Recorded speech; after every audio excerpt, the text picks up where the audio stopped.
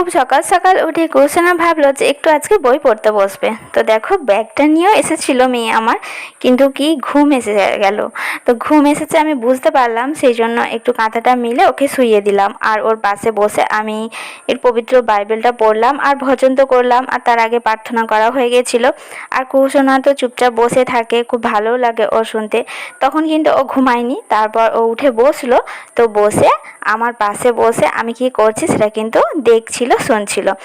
আর ওর চোখ দেখবে কোথায়, তো ওই মানে কি বলবো, নিষ্পাপ চোখ খুঁজছে কাকে, পাপাকে খুঁজছে। তো ওর বাবা তো অনেক সকালে উঠেই কাজে চলে গেছে। তো বললাম, একবার জিজ্ঞাসা করেছি যে বাবা কোথায়, দেখো ঘরের ভেতরে দেখছে, এদিক ওদিক দেখছে। তো একদম মানে কি বাবা একদম নয়নের মণি, তো চোখে হারায় একদম।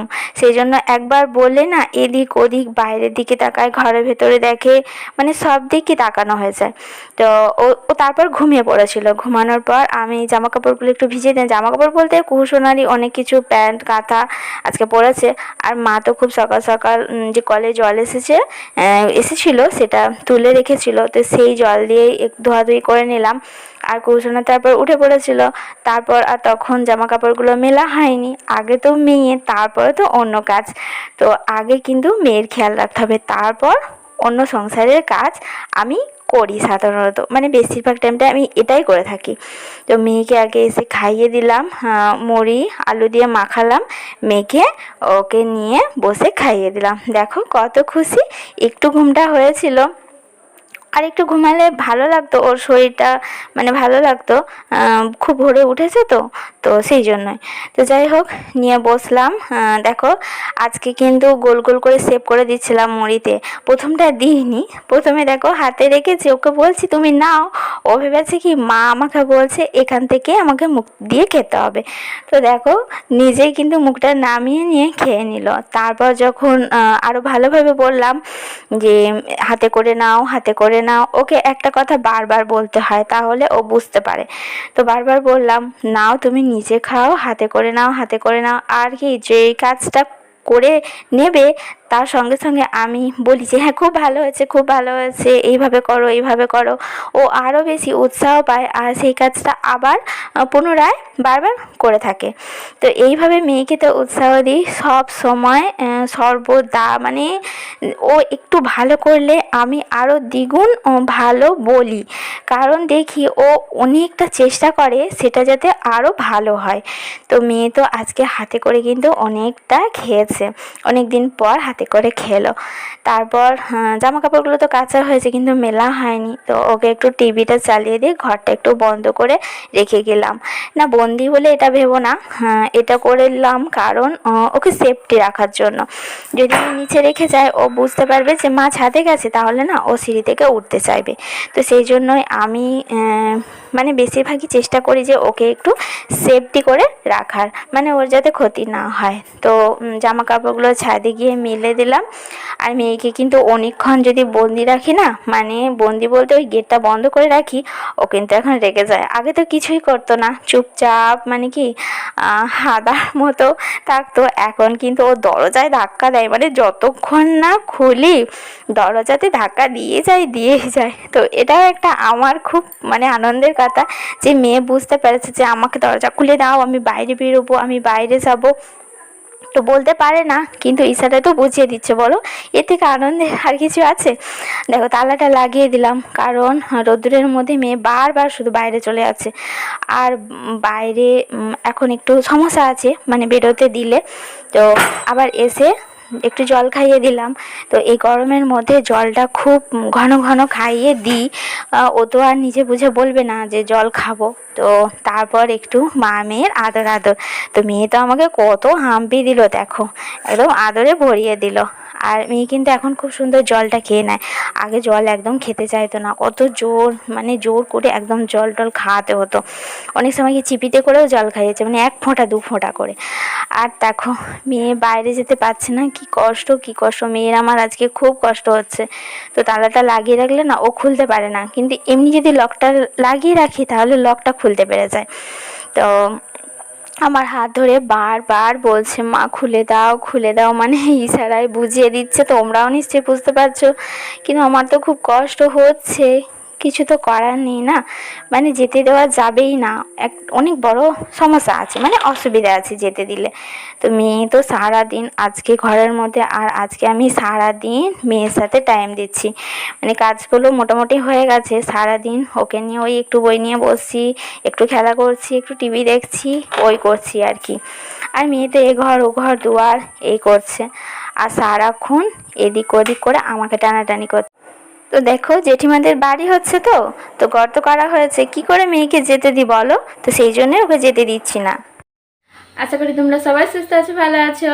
আর আমরা মনের দিক থেকে তো ভালো আছি, কিন্তু শরীরের দিক থেকে সত্যি বলছি একটুও ভালো নেই।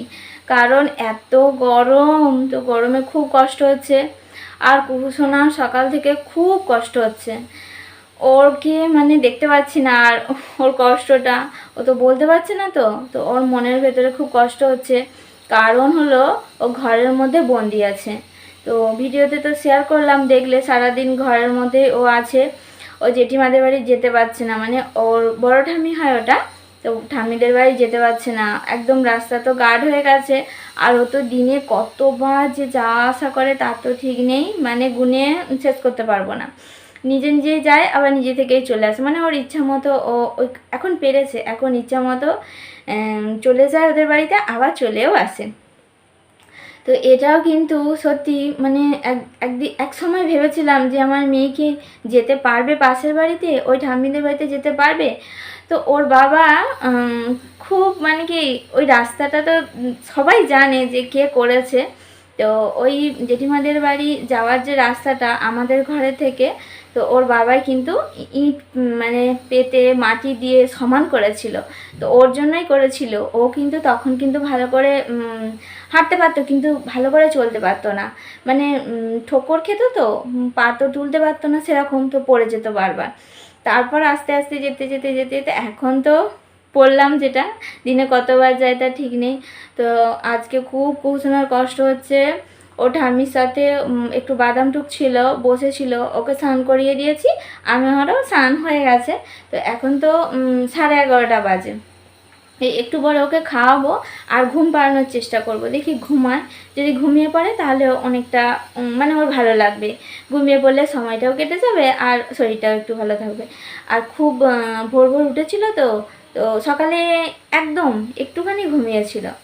তো যাই হোক, মেয়েকে তো বন্দি দেখে, মানে বন্দি ঠিক নয়, তো সত্যি মানে মেয়েকে অবহেলা করে কোনো কাজই আমি করি না। সব কিছু পড়ে থাকুক, কিন্তু আগে কুহুসোনা দেখাশোনা করতে হবে, আমার মেয়েকে সুস্থ করতে হবে, ওকে খুশি রাখতে হবে। তো সেটাই আমার তো লক্ষ্য। আর সংসারে তো তা বলে কি আর মানে কাজ করতে হবে না, কাজ তো অবশ্যই করতে হবে, যেমন খাওয়া দাওয়াটা বলো, না করলে খাবোটা কি। তো যাই হোক, যা হোক একটা যখন সুযোগ হয় সেই রকমভাবেই খাওয়া দাওয়াটাও করি। কখনো একটা তরকারি হয়, কখনো দুটো তিনটে, এরকম হয়ে যায়, সময়ের ওপরেই নির্ভর করে, আর কুহুসোনার ওপরে কিন্তু সব কিছু নির্ভর করে। তো কুহুসোনা এখন আবার একটু টিভি দেখছে, ওকে একটু আবার টিভি চালিয়ে দিলাম, কারণ মা তো বাইরে বাদাম টুকছে, তো সেখানে খুব গরম, রোদের মধ্যে মানে ছাওয়াতেই বসেছিল, রোদটা তো চলে আসছে। তো যাই হোক, ঘরে তো আর ঢোকানো যাবে না, বাদামকে নোংরা তো বুঝতেই পারছো। তো আজকে তো এতটাই শেয়ার করলাম তোমাদের সাথে। আর তোমরা যদি সাথ না দাও তাহলে কিন্তু এই ইউটিউবে আমি কিছুতেই আগাতে পারবো না। তো আশা করি তোমাদের প্রত্যেকটা ভিডিও ভালো লাগবে। আর প্রভু গুরু যিশুর কাছে প্রার্থনা করে আমার যে কি সুস্থ সুন্দর হচ্ছে তোমাদের সাথে শেয়ার করছি। আর প্রত্যেকটা বিষয়ে যা সাক্ষ্য হচ্ছে আমি তো সাক্ষ্য দিচ্ছি, মানে আমার কোনো অসুবিধা হলে সেটা সুন্দর হচ্ছে কি না তোমাদের সাথে শেয়ার করছি। তো ডেলি স্ট্রাগলে তোমাদেরকে পাশে চাই, মানে আমার channel I am special daily স্ট্রাগলে তোমাদেরকে সবাইকে আমার পাশে চাই। তো তোমরা আশা করি পাশে থাকবে। আর ভিডিওটা ভালো লাগলে অবশ্যই লাইক কমেন্ট শেয়ার করো, আর আমার নতুন বন্ধুরা সাবস্ক্রাইব করে আমার পাশে থেকো। তো তো তোমরা সবাই সুস্থ থেকো, ভালো থেকো। আরও একবার আমাদেরকে এত সুন্দর সুস্থ রাখার জন্য তো পরমেশ্বর পিতাকে করবো অসংখ্য অসংখ্য ধন্যবাদ, গুরু যিশুকেও করবো তো অসংখ্য অসংখ্য ধন্যবাদ। তোমাদের সবাইকে অনেক অনেক ভালোবাসা আর নমস্কার। তোমরা সবাই সুস্থ থেকো, ভালো থেকো। এই গরমের মধ্যেও শরীর আর মনকে ভালো রাখার চেষ্টা করো। তো চলো।